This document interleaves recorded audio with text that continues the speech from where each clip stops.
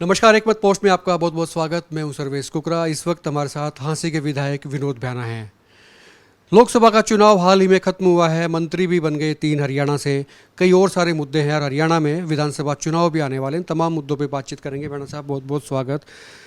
बहुत मेहनत की लोकसभा चुनाव में, प्रत्याशी नहीं जीत पाए रणजीत सिंह चौटाला। आपकी मेहनत में कमी नहीं रही, लेकिन वो नहीं जीत पाए। देखो सर्वेश जी, जब खिलाड़ी खेल के मैदान में उतरता है तो उसको अपनी खेल बढ़िया ढंग से खेलना चाहिए, और वो हम अपने विधानसभा क्षेत्र में बहुत बढ़िया ढंग से खेले।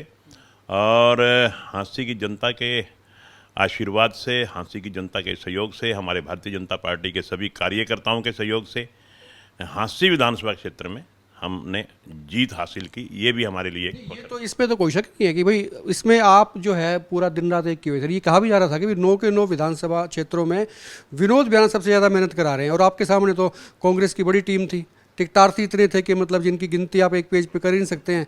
ये अचीवमेंट तो रही है, लेकिन ओवरऑल जो परफॉर्मेंस रही बीजेपी की, वो थोड़ी सी दिक्कत भरी रही। जयप्रकाश को पसंद किया। हाँ, कहीं ना कहीं कमियां रही, चाहे वो मैं उसके बारे में क्या टिप्पणी करूं, मेरा टिप्पणी करना कुछ ठीक भी नहीं है। हम तो, हमारी जिम्मेवारी हमारे विधानसभा क्षेत्र तक थी, उसमें हमने मेहनत की, हमारे कार्यकर्ताओं ने मेहनत की, भारतीय जनता पार्टी के कार्यकर्ताओं ने मेहनत की, और नरेंद्र मोदी जी की पॉलिसियों पे, उनकी नीति पे लोगों ने विश्वास व्यक्त किया।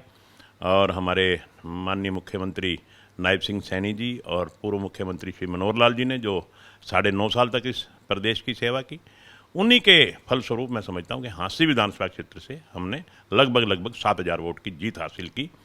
जबकि अगर हम चारों ओर देखें, चाहे आप महम देख लो, चाहे नारनौंद देख लो, चाहे भवानी खेड़ा देख लो, चाहे नलवा देख लो, चाहे आप आदमपुर चले जाओ, चाहे उकलाना चले जाओ, मतलब चारों ओर से जब पार्टी थोड़ा सा डाउन जा रही थी, तो उस हिसाब से हमने हाँसी में जीत हासिल करके मैं धन्यवाद करता हूँ।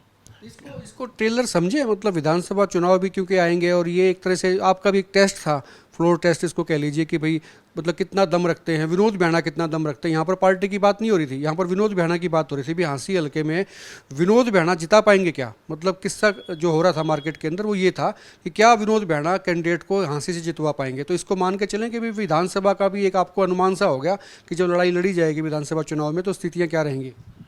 देखिए सर्वेश जी, विनोद भ्याना अकेला कुछ भी नहीं है। विनोद भ्याना पार्टी के साथ है, और पार्टी की बदौलत ही हमने और हमारे कार्यकर्ताओं ने, एक अकेले मेरी मेहनत नहीं थी। अगर मैं अकेला चना कभी बाढ़ नहीं फोड़ सकता। सभी कार्यकर्ताओं ने मिल के मेहनत की, और निश्चित तौर पे उसका रिजल्ट भी आया। और मैं ये समझता हूँ कि आज इस माहौल में, जबकि इस इलाके में विशेष तौर पे मैं हिसार लोकसभा क्षेत्र की बात कर रहा हूँ, इस इलाके में जब ये माहौल था कि 6 विधानसभा से हम पिछड़े हैं, 3 विधानसभा से हम आगे बढ़े हैं, तो उस माहौल में भी हम आगे बढ़े हैं, तो निश्चित तौर पे विधानसभा में हमें कोई ऐसा लगता नहीं कि फेंट बट नहीं है। निश्चित तौर पे एक तरफा जीत भारतीय जनता पार्टी की होगी। जो भी कैंडिडेट भारतीय जनता पार्टी का आएगा, निश्चित तौर पे उसकी जीत होगी। रणजीत सिंह को टीस तो है, उनको उनको लगा कि उनको हरा दिया गया। उन्होंने 2 दिन पहले मैं देख रहा था कहीं ये कहा भी कि भाई उनको पता है किस किस ने गड़बड़ की है, और उनका इशारा वो सीधा सीधा उन्होंने कहा कि पार्टी में है। नाम तो उन्होंने नहीं कहा भी किस किस ने गड़बड़ की, लेकिन कहा कि उन्होंने रिपोर्ट ऊपर दे दी है और पार्टी के भीतर रहने नहीं दूंगा, कई तरह की बातें करी। तो आपको ऐसा लगता है कि भाई पार्टी में भी कुछ लोगों ने जो है कबाड़ा कर दिया उनका? देखिए, मेरे संज्ञान में तो ये मामला है नहीं। हाँ, जो रणजीत सिंह ने पूरी लोकसभा देखी है, हो सकता है उनके संज्ञान में कुछ ऐसी बातें आई हों, मगर मेरे संज्ञान में कम से कम ऐसा कुछ नहीं है कि किसी ने गड़बड़ की है। अगर जो रणजीत सिंह के संज्ञान में ऐसा आया है, उनके देखने सुनने में आया है, तो हो सकता है। मैं तो इस बारे में, देखो सर्वेश जी, कुछ कह नहीं सकता। हिसार से काफ़ी सारे वोटों से उनको जीत मिली है, तो उनके जो समर्थक हैं उनको ऐसा लगता है कि भाई चलो ठीक है, लोकसभा चुनाव तो हार गए, विधानसभा चुनाव लड़ ले, हिसार से लड़ लें तो जीत जाएंगे। तो हिसार में आने की तैयारी हो रही है। आज वो हिसार में बैठक भी कर रहे हैं, अग्रसेन भवन में उनकी बैठक है। हालांकि बैठक में तो सिर्फ चर्चा के नाम दिया गया है कि भी चर्चा करेंगे भी क्या वजह रही हैं। तो लग रहा है कि ये विधानसभा में स्विच हो सकते हैं, हिसार उनके लिए सुटेबल हो सकती है।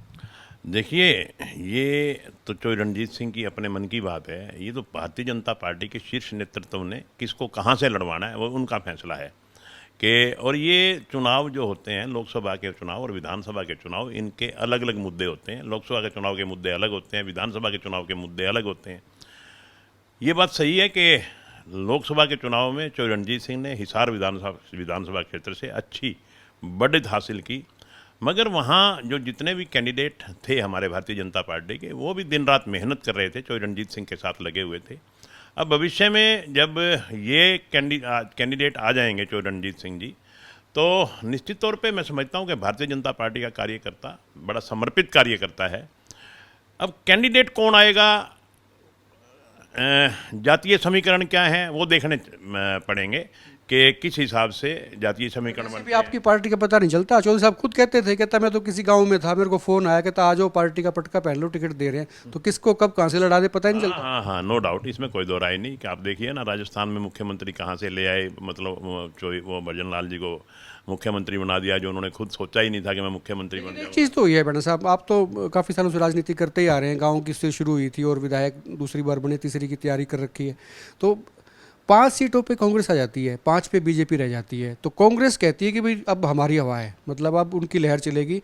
और बीजेपी के देखो जी, मतलब लोगों ने पसंद नहीं किया। तो कुछ लोग ये भी कहते हैं, कहते भी नहीं, बराबर बराबर तो हैं, 5 सीटों पे बीजेपी भी आई है। अलग अलग तरीके की चीज़ें जो है ना आप निकल के आ रही हैं सामने। तो आपको लगता है कि कांग्रेस ने काफ़ी बढ़त हासिल की है, या कांग्रेस की कोई वेव आ गई हरियाणा में, या किस तरह से देखते हैं इन चुनावों को? नहीं, मैं वेव नहीं कह सकता इसको, वेव नाम की तो कोई चीज़ है नहीं। सर्वेश जी, आप पिछला तजुर्बा उठा के देखिए, 10 साल लगातार सरकार चलाने के बाद फिर तीसरी बार जब कोई चुनावी मैदान में उतरता है और बराबर की कड़ी टक्कर लेता है, तो इसका मतलब वो पार्टी कमज़ोर थोड़ी है, वो पार्टी बराबर में खड़ी है। और मैं कह रहा हूँ बार बार कि कांग्रेस पार्टी ने झूठ बोला, कांग्रेस पार्टी ने संविधान को बदनाम करने का प्रयास किया। हर जगह राहुल गांधी ने संविधान को हाथ में उठाया और ये कहा कि अगर भारतीय जनता पार्टी सरकार बना लेती है तो ये संविधान को बदल देंगे। आपके भी तो एक नेता थे सर यूपी के, उन्होंने शुरुआत कर दी थी, कहता 400 सीटें आ जाएंगी, संविधान बदल देंगे। नहीं, उनकी मंशा कुछ और थी। उनकी मंशा ये थी कि कुछ संविधान में तब्दीलियों की जरूरत है, कहीं ना कहीं कोई ना कोई कमी है, वो बदलनी पड़ेगी। मगर ऐसा नहीं कहा कि हम मिस इंटरप्रेट हो गया, भारी पड़ गया ये। भारी पड़ गया, इसमें कोई दो राय नहीं। उन्होंने प्रचार कर दिया कांग्रेस पार्टी ने कि ये शेड्यूल कास्ट की रिजर्वेशन ख़त्म कर देंगे, ये संविधान बदल देंगे, ये बाबा साहब का संविधान को ख़त्म कर देंगे, अपनी मर्जी का संविधान लेकर के आएंगे। हमारे देखो कुछ भी हो, इतना प्रचार कर दिया, हर जगह राहुल गांधी ने संविधान की कॉपी उठाई अपने हाथ में और ऐसे ऐसा मिथ्या प्रचार किया। चाहे कुछ भी हो, लोग उनकी जो अनर्गल बातें थी उसमें कुछ लोग आ गए। कहते हैं ना, लोगों को बरगलाना बड़ा आसान काम है, तो उन्होंने बरगलाया, लोगों को झूठ बोला, उससे कुछ लोग आ गए, जिससे भारतीय जनता पार्टी की पोजीशन ना केवल हरियाणा में और भी कई स्टेट में कमज़ोर हुई। और केवल इसलिए कि इनके झूठ में जनता आ गई, मगर जनता झूठ को बहुत जल्दी पकड़ लेती है और निश्चित तौर पे इसका रिजल्ट जो उन्होंने झूठ बोला। जनता की मूड का बीजेपी इस बार पता नहीं लगा पाई, अयोध्या में भी हार गई, सर्वेश जो आपका सबसे बड़ा मुद्दा था। जी, मैं आपको ये बताऊं कि जो इन्होंने अब झूठ बोला, एक और मैं सुन रहा था कि 8500 रुपये देने की बात की, और दिल्ली में लाइनें लगी हुई हैं, महालक्ष्मी योजना, महालक्ष्मी योजना में लाइनें लगी हुई हैं, कोई वो दफ्तर बंद करके भागे, ताले लगे। लखनऊ में भी हुआ था, लाइन लगी थी। हाँ, तो वही वो एक बात बताओ ना, आज आप कोई बात कह रहे हो जनता से, कल वो देनी तो पड़ेगी। जब देने का टाइम आओगा भाग जाओगे, तो उसके बाद जब दोबारा पब्लिक के बीच में जाओगे, किस मुंह के साथ जाओगे? भारतीय जनता पार्टी झूठे वायदे नहीं करती, भारतीय जनता पार्टी ऐसे झूठे सबज बाग नहीं दिखाती।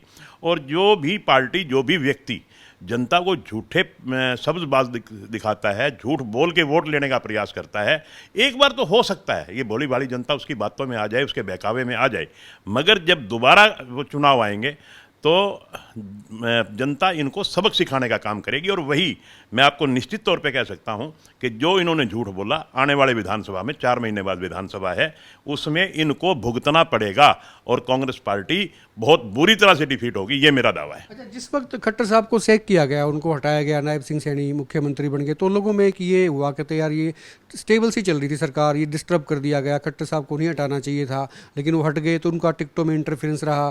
फिर 1-2 जगह उनकी टंग स्लिप हो गई, वो कैमरे में आए और भजनलाल के बारे में कुछ कह गए, तो लोग ये भी कहते हैं कि कबाड़ा कर दिया खट्टर साहब ने। लेकिन पार्टी ने फिर भरोसा किया, उनको कल जो है ना अब कैबिनेट का मंत्री बना दिया गया, और कैबिनेट का मंत्री भी मतलब जो टॉप के, जो नज़दीकी, जो मोदी मंत्रिमंडल में जो लोग शामिल हैं, उसमें खट्टर साहब की भूमिका रहेगी।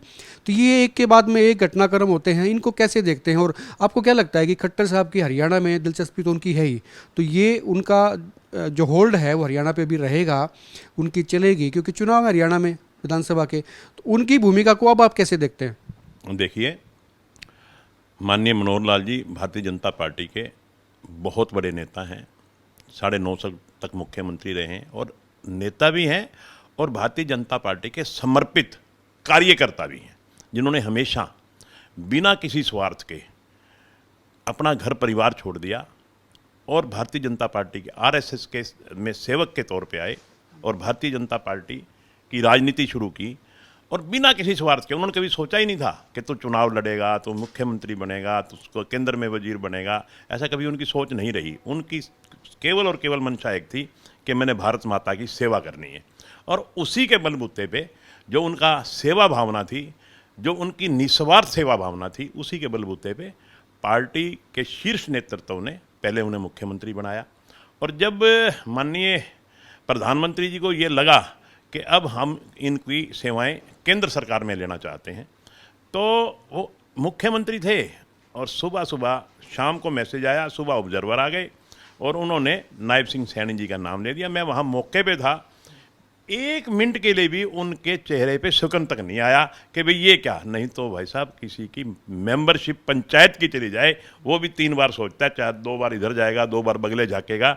मेरे सामने की बात है, उन्होंने खुद अपने मुंह से अनाउंस किया कि ये दिल्ली से आदेश आया है और मैं मुख्यमंत्री पद छोड़ रहा हूं और अपनी खुशी से छोड़ रहा हूं और नायब सिंह सैनी आज के बाद मुख्यमंत्री होंगे। मैं वही कह रहा था, लेकिन जो मोह है ना वो बरकरार है खट्टर साहब का। मतलब लोकसभा में जो टिकटें सारी बांटी खट्टर साहब ने बांटी, या उन्होंने जो भी सिफारिशें की, तो अब लोग ये समझ रहे हैं, समझने की कोशिश करते हैं कि भाई हरियाणा विधानसभा का जब चुनाव आएगा तो उसमें दखल कितना आपको लगता है कि खट्टर साहब का रहेगा? देखिए, ये पार्टी के शीर्ष नेतृत्व की सोच है कि मनोहर लाल जी ने हरियाणा में रह करके जनता के भलाई के लिए बहुत बढ़िया कार्य किए हैं। ऐसी ऐसी स्कीम, ऐसी ऐसी योजनाएं गरीब आदमी और आम आदमी के लिए लेकर के आए हैं जिनका कोई सानी नहीं है।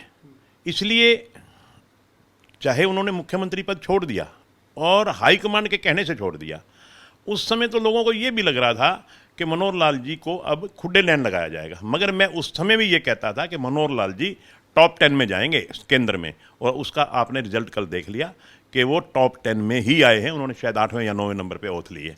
कल योजनाएं अच्छा कुछ कह रहे मैं कह रहा था। तो उसके बाद पार्टी का शीर्ष नेतृत्व की सोच है कि मनोहर लाल जी ने बहुत बढ़िया काम किए हैं और हर काम में उनकी राय ली जाती है, विशेष तौर पे हरियाणा के फैसलों के बारे में। तो जब उनकी राय ली जाती है, जो उनके दिल में और दिमाग में होता है वो बताते हैं। निश्चित तौर पे उनकी राय मानी भी जाती है, कहीं मान भी ली जाती है, कहीं नहीं भी मानी जाती।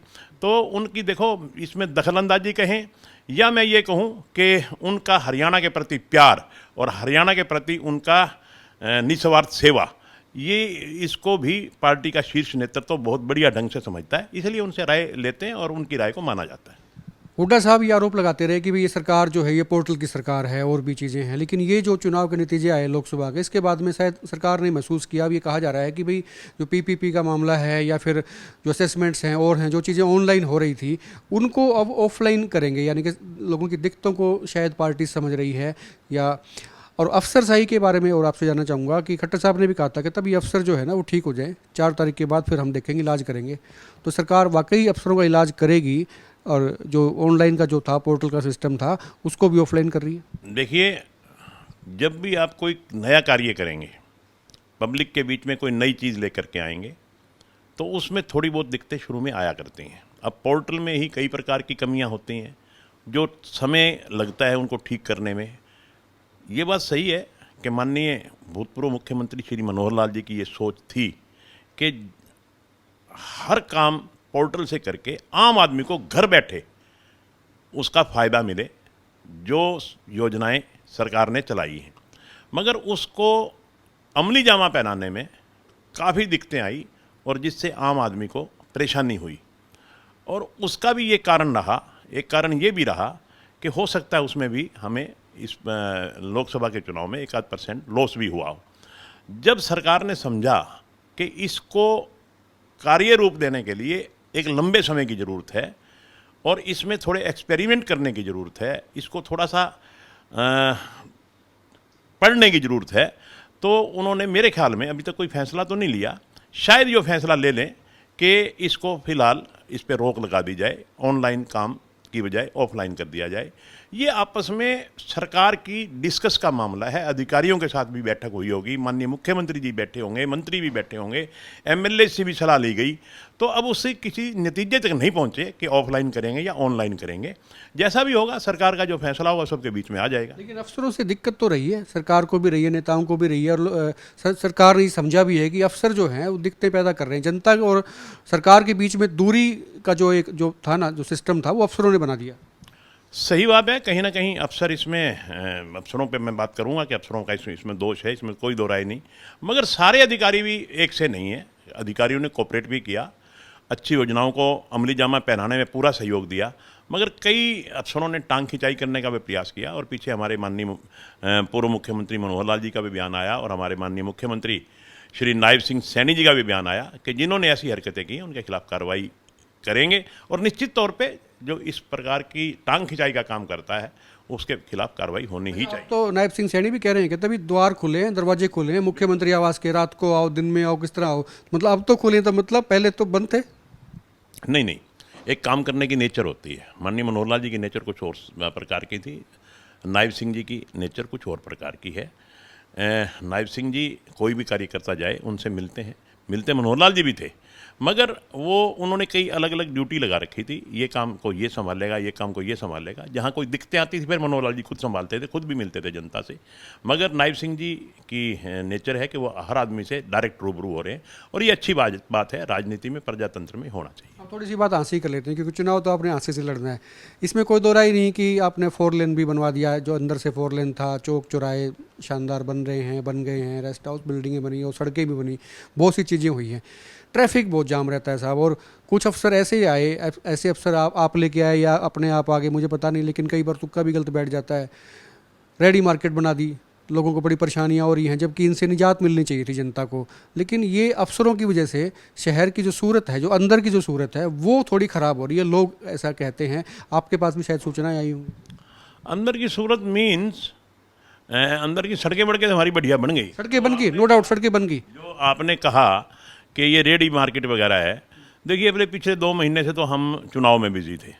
अब निश्चित तौर पे आज स्पेसिफिकली बता दूं मैं, जीन चौक श्याम मंदिर जो मार्केट है, इतना कबाड़ बना दिया है, मतलब अव्यवस्था बना दी है। एक अफसर ने कह दिया, और जब वो आए यहाँ पर नए नए प्रशासनिक अधिकारी, कहता अभी रेडियाँ यहाँ लगा करेंगे। रेडी को तो आपको मूव करना चाहिए शहर से, आप जाम से बचते हैं, आप ज़बरदस्ती वहाँ पर लगवा रहे हैं। तो ये सोच जो है, ये शहर के लिए अच्छी नहीं मानी गई। मैं आपकी बात से सहमत हूँ। मैंने कहा ना कि 2 महीने हम चुनाव में बिजी रहे। आज यानी कि 2 दिन पहले ही आचार संहिता हटी है। आज मैंने सारे के सारे अधिकारी की मीटिंग बुला रखी है रेस्ट हाउस में, वहाँ बैठेंगे। एक एक जो भी हमारे में इलाके में जो कमियाँ हैं, जहाँ जहाँ हमें दिक्कतें आ रही हैं, उन सारी दिक्कतों पे बारीकी से अध्ययन करेंगे। और आपको 2-3 दिन में इस शहर में जो दिक्कतें हैं, जैसे कि आपने बताया ट्रैफिक जाम की दिक्कत है, और भी कोई दिक्कत है, कहीं सफाई वफाई की वो दिक्कत है, एक मैं आपके माध्यम से ये भी कहना चाहूँगा। और हमें पिछले 1 हफ्ता 10 दिन से पीने के पानी की उसी पे आने वाला था, पानी में बड़ी दिक्कतें आई। पीने के पानी की बड़ी दिक्कत आ रही थी, और वो पीने के पानी की दिक्कत न केवल हाँसी में थी, बल्कि मैं तो समझता हूँ कि जहाँ भी ये कैनाल बेस वो बात आपकी सही है, लेकिन हाँसी में दिक्कत इसलिए ज़्यादा थी क्योंकि अफसरों की नालायकी रही है वहाँ पर। आपके पास में टैंक बहुत है, रिसोर्सेज बहुत हैं, लेकिन वक्त रहते उनको नहीं भरा गया, ध्यान ही नहीं है। लोग तो ये भी कह देते हैं कि अधिकारी आते ही नहीं है, मौज लेते हैं, सुबह आते हैं, 2 घंटे काम करते हैं, चले जाते हैं। आप सुनिए एक बार, वैसे ना आप कहीं भी पूरे स्टेट में आप थोरोली स्टडी कीजिए, जो कैनाल बेस वाटर वर्क्स हैं वो सब हर जगह दिक्कत आई है, क्योंकि हमारी यमुना कैनाल है जो 42 दिन के बाद 1 हफ्ता आती है, और 1 हफ्ते में भी पिछली बार, क्योंकि मई जून में ऊपर पहाड़ों में पानी की कमी हो जाती है, वो हफ्ते में भी पूरी नहीं चली। उसके कारण हमारे टैंक पूरे नहीं भरे गए। इसमें मैं समझता हूँ कि अफसरों की थोड़ी नालायकी तो है। शुरू में ही थोड़ी राशनिंग कर लेते तो ताकि हमारे ये राशनिंग भी है, और आपके पास में अल्टरनेट सोर्स भी है, आपने बोरिंग बहुत करा रखी है, हर जगह पे हैं।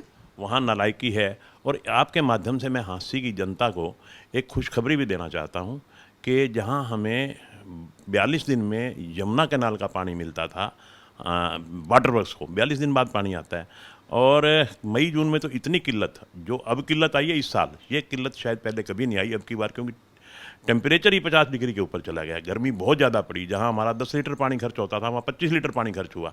और हम लोग पानी वेस्ट भी बहुत करते हैं, मतलब मैं क्या बताऊँ अब कि किस तरह से वेस्ट करते हैं, आप जानते हैं सारी बात।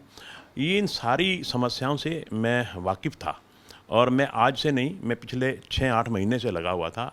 तत्कालीन मुख्यमंत्री माननीय मनोहर लाल जी से मैं मिला पर्सनली और मैंने उनसे रिक्वेस्ट की कि मेरे यहाँ पानी ड्राई हो जाता है, मई जून में मेरे को बहुत दिक्कत आती है, पीने का पानी नहीं होता। तो उन्होंने मेरे से पूछा इसका हल क्या है। मैंने कहा जी हल ये है कि मेरे यहाँ से 10-12-15 किलोमीटर पे भाखड़ा जा रही है, ये तो हमारी 42 दिन के बाद एक हफ्ता नहर आती है और वो हमारी 365 दिन में से 345 दिन नहर चलती है, सारा साल नहर चलती है। अगर हमें वहाँ से जोड़ दिया जाए, हमारा कम से कम वाटर वर्क्स वहाँ से जोड़ दिया जाए तो मेरे शहर को पीने के पानी दिक्कत नहीं आएगी।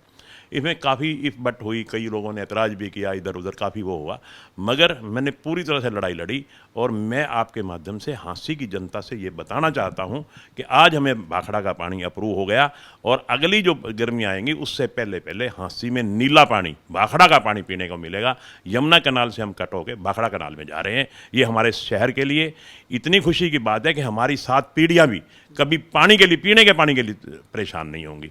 तो ये हमने बहुत बड़ी उपलब्धि मैं समझता हूँ कि हाँसी शहर के लिए, और ये उपलब्धि मैं समझता हूँ कि मुझे किसी ने कहा नहीं कि आप ये कर लो, ये बैठे बैठे मेरे दिमाग में आया कि भी क्यों ना हम भाखड़ा का पानी ले लें, और मेरे दिमाग में आया, भगवान ने मेरे दिमाग में डाला और मैंने वो उसको अमली जामा पहनाना शुरू कर दिया। और अब की बार आचार संहिता लगने के बाद मेरे हाथ में लेटर आ गया कि माननीय मुख्यमंत्री जी ने, सरकार ने मंजूरी दे दी कि ये पानी जो हाँसी जल घर को पानी मिलेगा वो भाखड़ा से मिलेगा और उसका एस्टीमेट बन के तैयार हो गया। बहुत जल्दी इस पर काम शुरू हो जाएगा। शुक्रिया बात करने के लिए। तो विनोद बेहाना हाँसी के विधायक, और अब हाँसी के लोगों को प्यासा नहीं रहना पड़ेगा, किसी भी लिहाज से पानी की किल्लत नहीं होगी। ये अपने आप में एक नई अचीवमेंट है, नई उपलब्धि है, और बहुत बड़ी उपलब्धि भी इसको आप कह सकते हैं कि हमेशा के लिए पानी की किल्लत दूर हो जाएगी। खुल के कमेंट करें, वीडियो को शेयर करें, और पसंद आए तो आप लाइक भी कर सकते हैं। आप देखते हैं एक मत पोस्ट। नमस्कार।